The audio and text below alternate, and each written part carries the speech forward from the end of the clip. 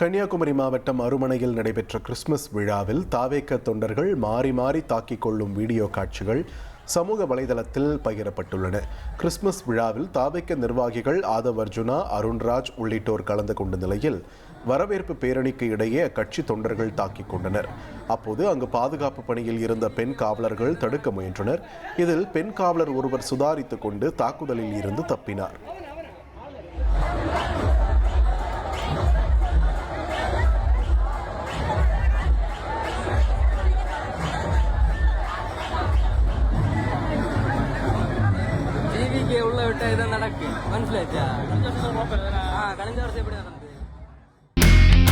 இனி செல்லும் இடமெல்லாம் செய்தி. தந்தி டிவியின் வாட்ஸ்அப் சேனலை ஃபாலோ பண்ணினா செல்ல இருக்கும் இடமெல்லாம் செய்தி. இதோ QR கோட் இப்பவே ஸ்கேன் பண்ணுங்க, ஃபாலோ பண்ணுங்க.